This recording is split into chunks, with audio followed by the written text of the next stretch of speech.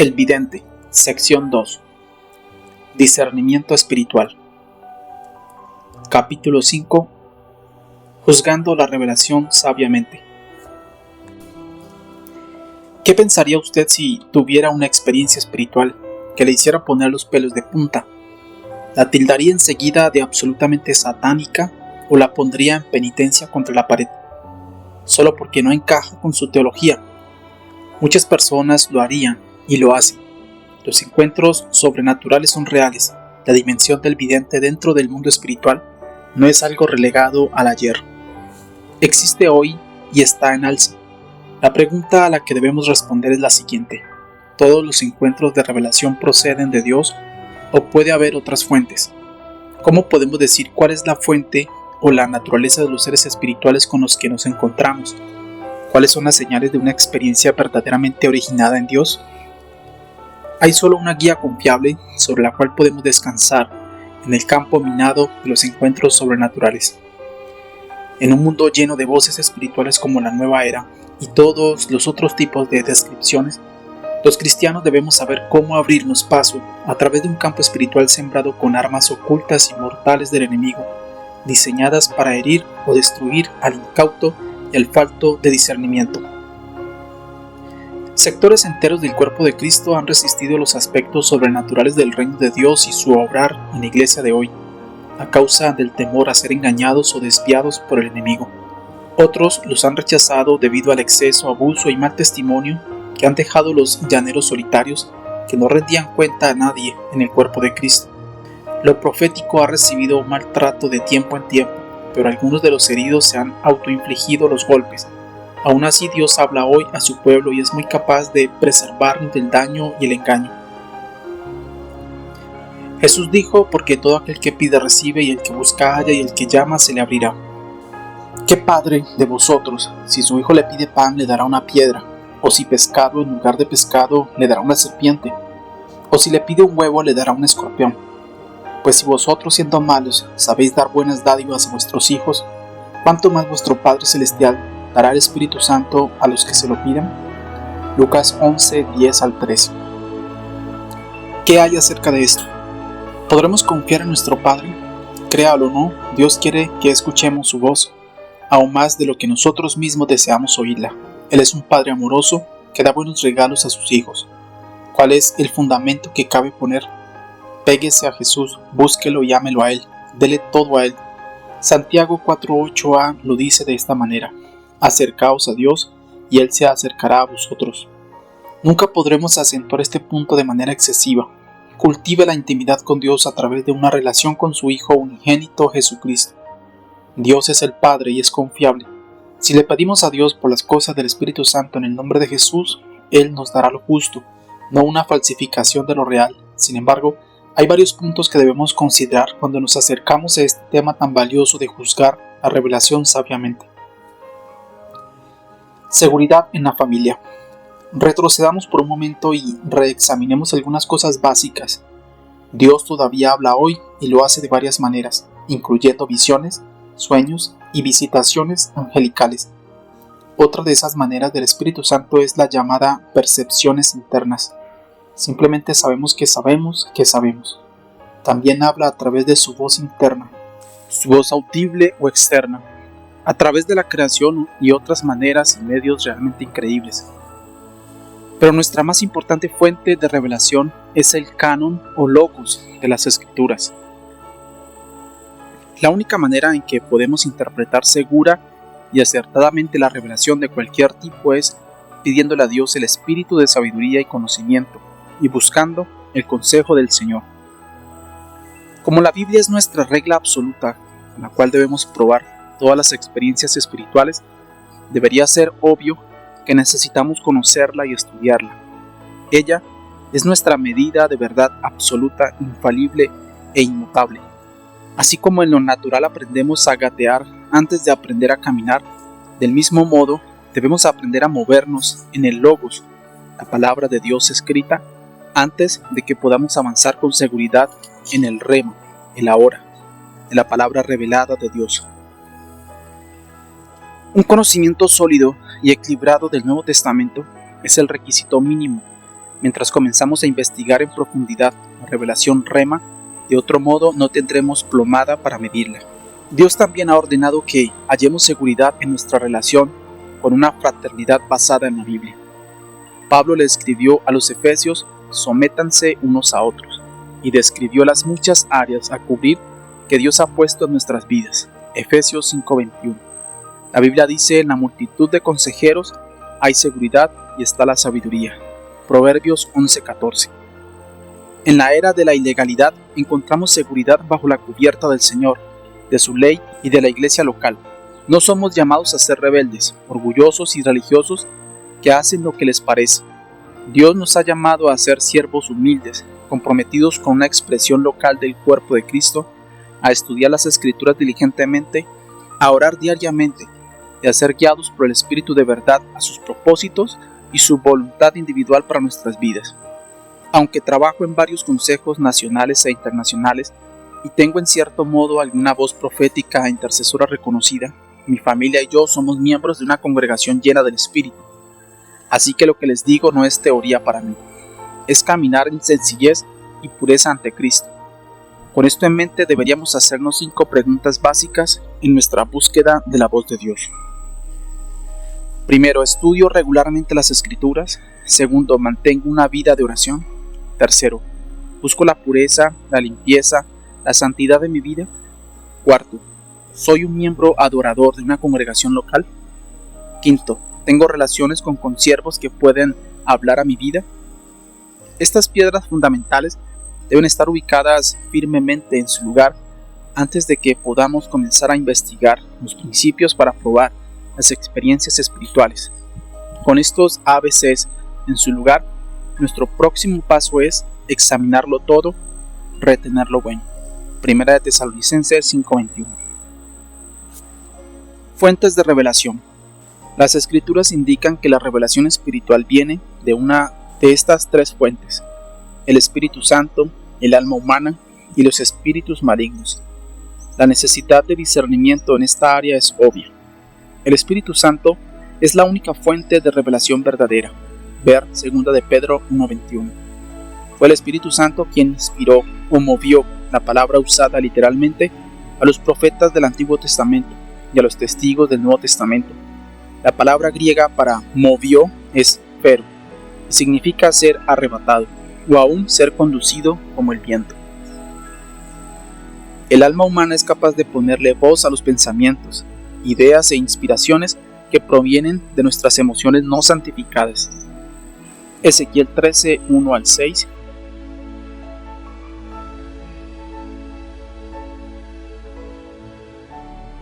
Y Jeremías 13, 16. Estas inspiraciones humanas no necesariamente son nacidas en Dios. Como dijo el profeta Ezequiel, hay profetas que profetizan de su propio corazón. Hay de los profetas insensatos que andan en pos de su propio espíritu y nada han visto. Ezequiel 13, 2 al 3. Los espíritus malignos operan con 2 características comunes a su amo. Pueden parecer ángeles de luz o voces buenas, y siempre hablan mentira, porque sirven al principal mentiroso, Satanás. Los mensajes traídos por espíritus malignos son especialmente peligrosos para la gente ignorante de la palabra de Dios o personas inexpertas en el uso del discernimiento, porque a Satanás le encanta mezclar un poco de verdad o declaraciones reales con sus mentiras para engañar a los crédulos. Solo piense que es una carnada apetitosa depositada al borde de una trampa mortal. Hechos 16 al 18 nos relata la historia de una muchacha esclava con un espíritu de adivinación que decía la verdad acerca de los discípulos, pero la obtenía de una fuente satánica. Cuando el apóstol Pablo eventualmente oyó bastante al punto de estar irritado, le ordenó al espíritu de adivinación que saliera de ella. En un mundo de gente imperfecta, la revelación dada por Dios puede mezclarse con información calificada procedente de otras fuentes. Gente que funciona como la voz profética de Dios o videntes divinos. Son instrumentos imperfectos, aunque necesarios para la iglesia de hoy. Ninguno de nosotros estamos inmunes a los efectos de las influencias externas en nuestras vidas. Aunque el Espíritu de Dios está unido a nuestro espíritu, podemos ser grandemente afectados en nuestras almas y espíritus por cosas tales como situaciones de la vida, circunstancias físicas o emocionales, Satanás o sus agentes, y muy frecuentemente por otras personas alrededor de nosotros. Primera de Samuel 1, 1 al 15,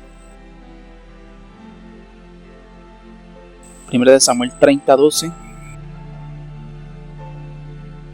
Juan 13, 2 y Primera de Corintios 15, 33. La solución es probar cada fuente y aspecto de la revelación, sea un sueño, una aparición, una palabra hablada u otra clase. Primero debemos probarnos a nosotros mismos con una serie de preguntas prácticas de autodiagnosis. El test de uno mismo.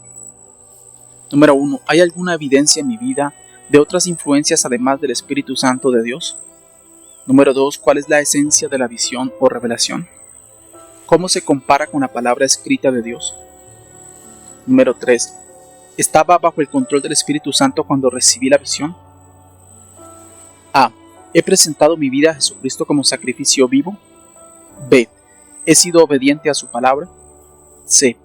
¿Soy iluminado con su inspiración? D. ¿Me dedico a hacer su voluntad no importando cuál sea? E. ¿Rindo mi vida a la alabanza a Dios o a la crítica? F. ¿Espero paciente y expectantemente delante de Dios? Probando la fuente. El próximo paso es probar si la imagen, mensaje profético o visión recibida proviene de nuestra alma, del reino de Satanás o de Dios. El Dr. Mark y Patty Birkler, fundadores de la Universidad de Liderazgo Cristiano en Buffalo, Nueva York, ofrecen una guía normativa excelente en esta área. En su obra Comunión con Dios, enseñan que los ojos de nuestro corazón pueden ser llenos por el yo, por Satanás o por Dios. Las siguientes guías han sido adaptadas de un cuadro de la guía de estudio de los Birklers. Primero hay 3 instrucciones generales. Primero, he de quitar todas las imágenes puestas delante de los ojos de mi mente por Satanás. Mateo 5:28. Segunda de Corintios 10:5. Usando la sangre de Jesús. Segundo, he de presentar los ojos de mi corazón al Señor para que Él los llene. De esta manera, me preparo para recibir. Apocalipsis 4:1. Tercero, el Espíritu Santo entonces proyectará en la pantalla interna de mi corazón el fluir de la visión que Él desea. Apocalipsis 4:2. Probando si una imagen es de uno mismo, de Satanás o de Dios. A. Halle su origen. Pruebe el Espíritu. Primera de Juan 4:1. Uno mismo. ¿Fue principalmente nacida en la mente? ¿Alimenta mi ego o exalta a Jesús? ¿A qué se parece? Satanás. ¿La imagen parece destructiva? ¿Me desvía? Dios. ¿Es un fluir de imágenes que vienen desde lo más profundo de mi ser interior? ¿Mi ser interior estaba serenamente enfocado en Jesús? B. Examine su contenido. Pruebe las ideas. 1 de Juan 4:5. Uno mismo. ¿Apela al ego? ¿El egocentrismo es la pieza central o es Jesús quien es levantado en alto? Satanás. ¿Es negativo, destructivo, insistente, temible y acusador? ¿Es una violación de la naturaleza de Dios? ¿Viola la palabra de Dios? ¿La imagen tiene temor de ser puesta a prueba? Dios. ¿Es instructiva, edifica, consuela, acepta ser probada, me anima a continuar en mi caminar con Dios? C. Pruebe su fruto. Pruebe el fruto que produce. Mateo 7:16. En uno mismo. Los frutos aquí son variables, pero eventualmente elevarán al hombre en contraste a la centralidad de Cristo. Satanás. ¿Estoy temeroso, compulsivo, en esclavitud, ansioso, confundido o poseo un ego inflado como resultado de esa experiencia? Dios. Siento que ha sido renovada mi fe, poder, paz, frutos, conocimiento y humildad. 9 pruebas escriturales. Primero, ¿la revelación edifica, exhorta o consuela? Pero el que profetiza habla a los hombres para edificación, exhortación y consolación. 1 de Corintios 4:13. El propósito final de toda profecía es edificar, aconsejar, animar al pueblo de Dios.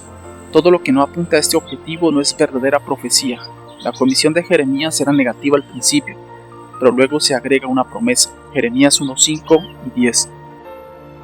1 Corintios 4:12c lo resume mejor para edificación de la iglesia. Segundo, ¿está de acuerdo con la palabra de Dios? Toda la escritura es inspirada por Dios, según 2 Timoteo 3:16. Toda revelación verdadera concuerda con la letra y el espíritu de la Biblia. Lea 2 Corintios 1:17 al 20, donde el Espíritu Santo dice sí y amén en la escritura. También dice sí y amén en la revelación. Él nunca se contradecirá a sí mismo. Tercero, ¿exalta a Jesucristo? Él me glorificará porque tomará de lo mío y os lo hará saber. Juan 16:14. Toda revelación verdadera se centra en Jesucristo, lo exalta y glorifica. Apocalipsis 19:10. Cuarto, ¿trae buenos frutos? Guardaos de los falsos profetas que vienen a vosotros con vestidos de ovejas, pero por dentro son lobos rapaces. Por sus frutos los conoceréis. Mateo 7:15 al 16. La revelación verdadera produce resultados en el carácter y la conducta que se comparan al fruto del Espíritu. Gálatas 5:22 al 23 y Efesios 5:9. Entre los aspectos del carácter o la conducta que no son fruto del Espíritu, podemos mencionar los siguientes: orgullo, arrogancia, exageración, deshonestidad, codicia, irresponsabilidad económica, vida licenciosa, inmoralidad, apetitos adictivos, votos nupciales quebrados, hogares divididos. Cualquier revelación que tenga alguno de estos elementos no proviene del Espíritu Santo. Quinto, si predice un evento futuro, ¿se cumple? Deuteronomio 18:20 al 22. Si una revelación contiene una predicción, debe cumplirse. Si no, entonces, con raras excepciones, la revelación no es de Dios. Las excepciones pueden incluir los siguientes puntos. A. Cuando la voluntad de la persona está involucrada. B. Cuando incluye arrepentimiento nacional. Nínive se arrepintió, por eso la predicción no se cumplió. C. Cuando tiene que ver con predicciones mesiánicas, llevan cientos de años hasta el cumplimiento.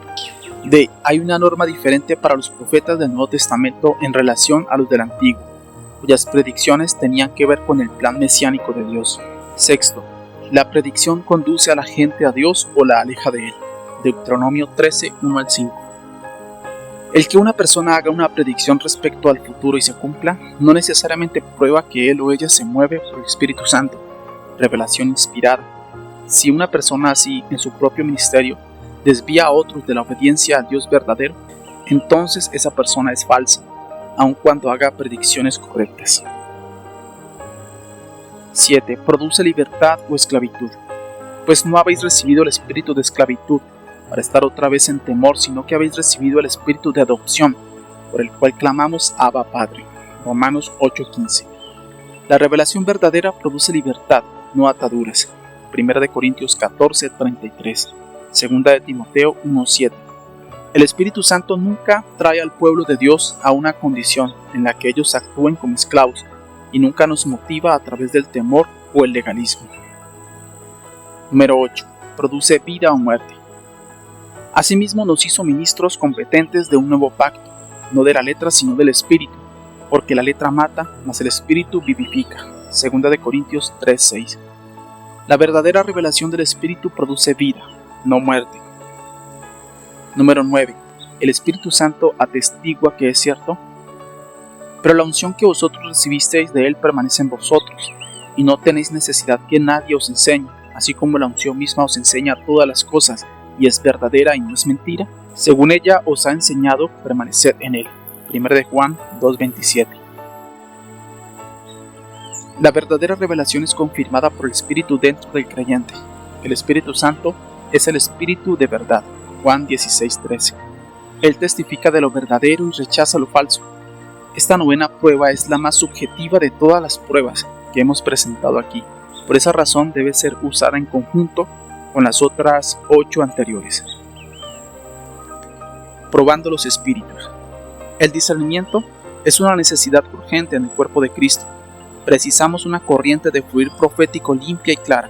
El apóstol Juan advierte a los creyentes de todas las épocas: amados, no creáis a todo espíritu, sino probad los espíritus si son de Dios, porque muchos falsos profetas han salido por el mundo. En esto conoced el Espíritu de Dios.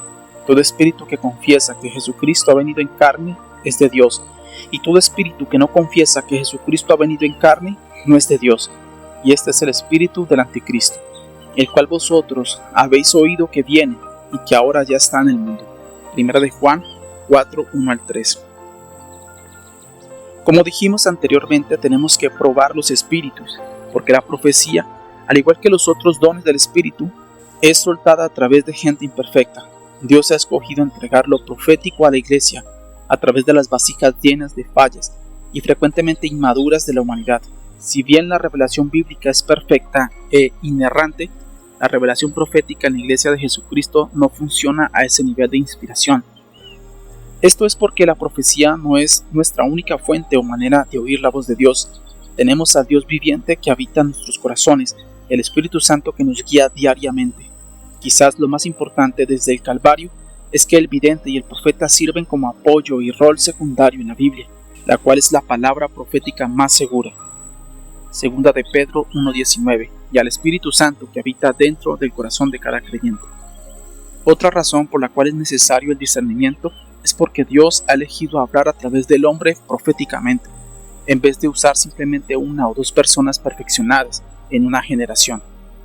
Por tanto, siempre existe la posibilidad de mezcla en la palabra revelada, porque Él escoge usar personas heridas con pies de barro. 1 de Corintios 14:29. Al mismo tiempo, cada creyente tiene los elementos básicos para discernir lo verdadero de lo falso para sí mismo.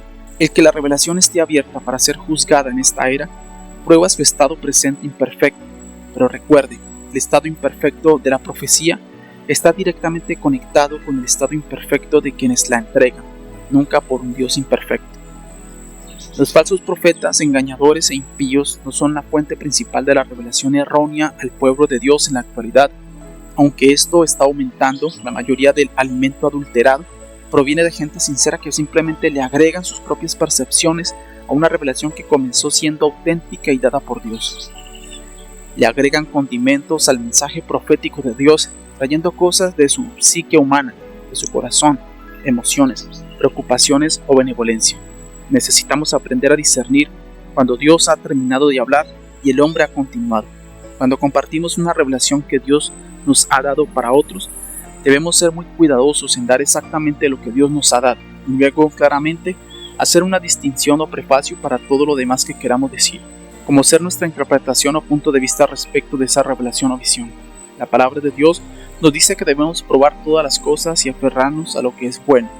Ver 1 de Tesalonicenses 5:21. En todo tiempo debemos buscar la sabiduría del Señor, a la vez que rehusamos usar la sabiduría como una excusa para el temor. Debemos ser cuidadosos y no ofendernos por las cosas genuinas que el Espíritu hace, sin importar cuán raras puedan parecernos a nosotros.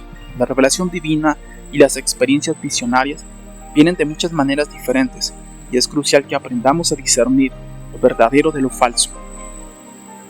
Con esto en vista, permítame indicarle brevemente las 5 pruebas para aplicar a un mensaje o ministerio profético, para ayudarnos a discernir si es válido o no. Estos tests fueron sugeridos por Roger Olson, de Bethel College, Colegio Bethel, un erudito con fuertes vínculos con las iglesias estándar Biblia abierta, que fueron incluidos en un editorial por David Neff en Cristianismo de Hoy. Número 1. El toque de Cristo. Si una profecía promueve a Cristo y no al profeta, puede ser válida. Número 2. La norma apostólica. Si es consistente con el mensaje del Evangelio como se encuentra en la didáctica de los escritos del Nuevo Testamento, puede ser válida. Número 3. El criterio de la unidad. Si una profecía no promueve elitismo o cisma espiritual, puede ser válida. Número 4. El control del raciocinio.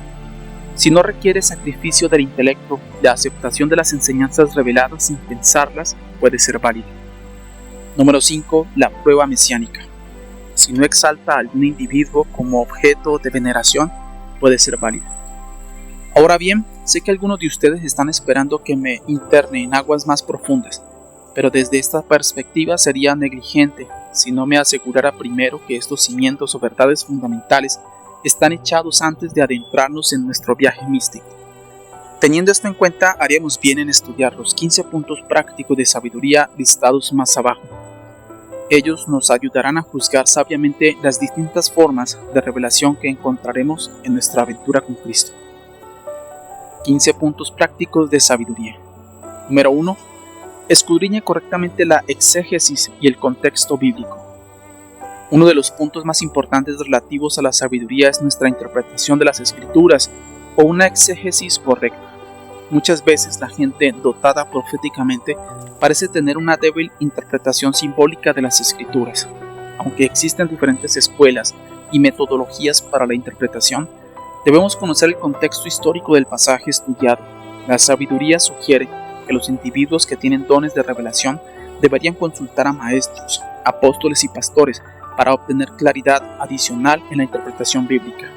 Estudie para presentarse a Dios aprobado. Segunda de Timoteo 2:15. Camine con otros. Número 2. Enfóquese en Jesús. Las manifestaciones del Espíritu Santo no deberían ocupar el centro del escenario. Jesús es nuestro enfoque central. Al sumergirnos en los propósitos de Dios, las acciones del Espíritu Santo y las experiencias de revelación del cielo, no debemos subirnos a cualquier tren que pase. A veces la gente se abalanza sobre todo lo que se mueve, porque carecen de seguridad y de una correcta base bíblica. Recuerde siempre la pregunta más básica: ¿esta experiencia me acerca a Cristo? Número 3. Prefiera las cosas simples y sencillas. Las manifestaciones no son nuestro principal mensaje. En la corriente de la ortodoxia evangélica, nuestro énfasis debe estar en las cosas simples y sencillas de la Biblia: la salvación, la justificación por la fe, la santificación, etc., seguidos de las consecuentes experiencias reveladas en los testimonios de las personas acerca de cómo avanzan en su relación con Dios y en la comunión con otros creyentes. Número 4. Siga los principios bíblicos, no la letra rígida de la ley. Algunas cosas entran en la categoría de lo no bíblico. Eso no significa que están equivocadas o son del diablo o contrarias a las Escrituras. Solo significa que no hay una prueba del texto segura para validarlo. Tampoco hubo una prueba textual para validar cuando Jesús escupió en tierra y untó los ojos del ciego, pero era obviamente correcto. No intente estirar algo para hacer que encaje. Sepa que no habrá un texto bíblico para cada actividad. Lo importante es que nos aseguremos que estamos siguiendo claros principios bíblicos de la palabra de Dios. Número 5. Construya puentes. En tiempos de refrigerio y experiencias sobrenaturales, mantenga en mente la realidad de que hay otros creyentes sinceros que no están tan entusiasmados con la profecía como lo estamos nosotros. Esto es normal y de esperarse. Algunos de los discípulos, como Tomás, estaban menos animados que otros acerca de la resurrección, pero todos siguieron a Cristo al final. Debemos ser cuidadosos y mantenernos limpios del orgullo espiritual y la arrogancia, y dedicarnos a edificar puentes hacia nuestros hermanos más cautos a través del amor, el perdón, la comprensión y la bondad. Número 6. Honre a los líderes y ore por ellos.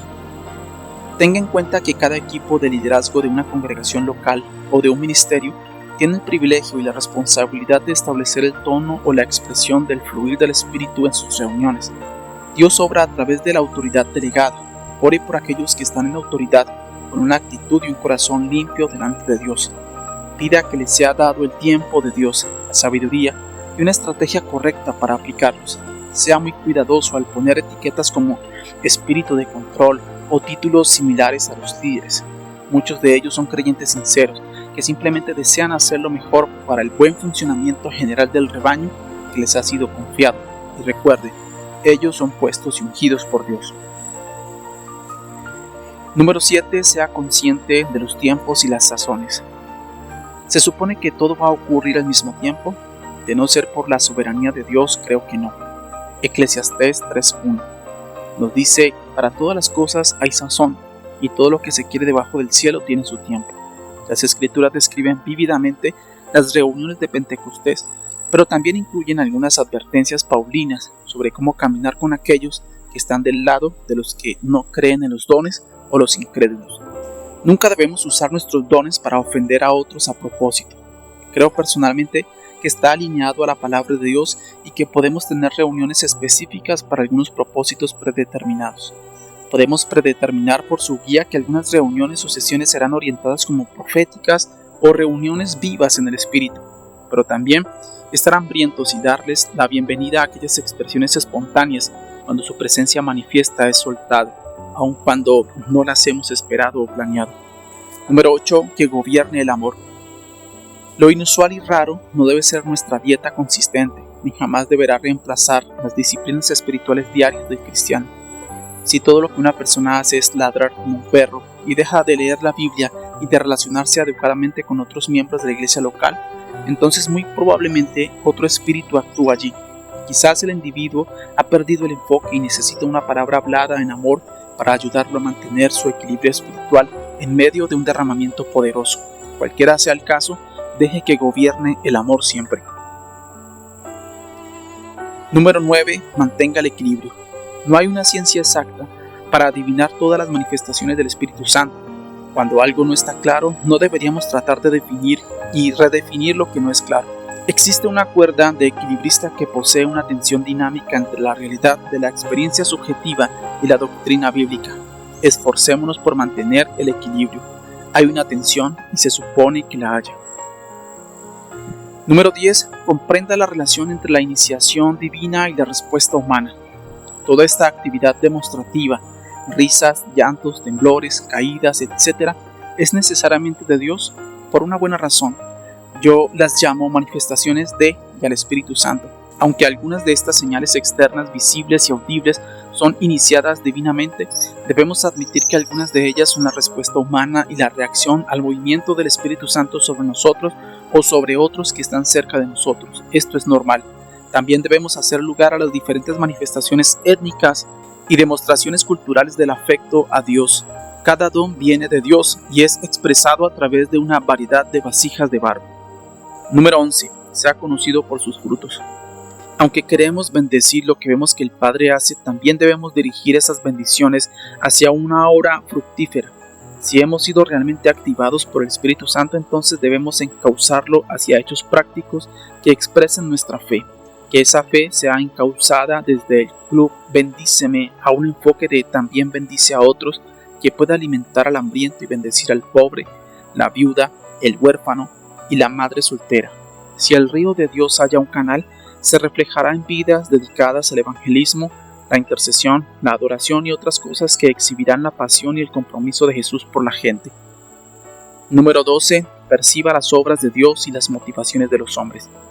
A pesar de que el fenómeno de las manifestaciones y los encuentros proféticos han ocurrido en los avivamientos de toda la historia de la Iglesia, no creo que podamos individualizar a cada una de las personas que esperan que esto suceda. Estas experiencias se igualaron a recibir la unción del poder en el ministerio y como herramientas fundamentales por las que Dios trajo la transformación personal. Número 13. Controle su carne y coopere con Dios. El dominio propio es un aspecto del fruto del Espíritu, según Gálatas 5:23. Muchos de nosotros lo hemos olvidado o lo hemos arrojado por la ventana. En ninguna parte de las Escrituras se nos dice que tenemos que controlar a Dios, se nos dice que debemos controlarnos a nosotros mismos. El resultado del dominio propio es conquistar las obras de la carne, que son la lujuria, inmoralidad, codicia, etc. Debemos cooperar y rendirnos a la presencia de Dios para controlar las obras de la carne. Número 14. Esté alerta y consciente. Investiguemos en las Escrituras, repasemos la historia de la Iglesia, busquemos al Señor y recibamos las opiniones de aquellos que son más sabios y más experimentados que nosotros. Los creyentes maduros saben que el enemigo siempre trata de apalear a los cristianos por la cabeza, luego de que han tenido un encuentro o una experiencia sobrenatural, con la esperanza de hacerlos sentir confusos, desanimados y desorientados. Debemos armarnos continuamente para la batalla. Esta es una guerra de verdad. Estas visitaciones y revelaciones radicales no son pura diversión y juegos. Vienen para llevarnos a un nivel de efectividad mayor para nuestro amo. Número 15. Evite los pozos espirituales. Hay dos pozos profundos en los que podemos caer y debemos evitarlos a toda costa. Primero, debemos cuidarnos del escepticismo analítico, el cual nos hará sentirnos ofendidos por todo lo que no entendamos. El otro pozo o trampa mortal es el temor del hombre, del rechazo, del fanatismo, etc. Ambos pozos tienen un fruto en común, la crítica. Considera esta porción de sabiduría que me fue enseñada hace algunos años. Si no puedes saltar en medio de él, bendícelo. Si no puedes bendecirlo, entonces obsérvalo pacientemente. Si no puedes observarlo pacientemente, entonces simplemente no lo critiques. No alargues tu lengua contra aquellas cosas que no entiendes. Tema a Dios, no al diablo. Desafortunadamente, algunas iglesias le han enseñado a la gente a tener miedo al diablo en vez de enfatizar la completa obra de la cruz y la autoridad del creyente. Aunque necesitamos tener un respeto saludable por los poderes de las tinieblas, en ningún lugar de la Biblia se nos enseña a temerles. Encendamos la luz de la verdad y expongamos los engaños del maligno. El próximo capítulo, Discernimiento de Espíritus, nos ayudará a aprender más acerca de este tema. Mantengamos nuestro enfoque en claro. La palabra nos enseña a temer a Dios y seguir sus mandamientos, según Eclesiastés 12:13. Confiemos en nuestro Padre, pidamos los dones del Espíritu en el nombre de Jesús y esperemos encuentros sobrenaturales auténticos. Temamos a Dios, no al diablo, y creamos que nuestro Padre nos dará buenas dádivas.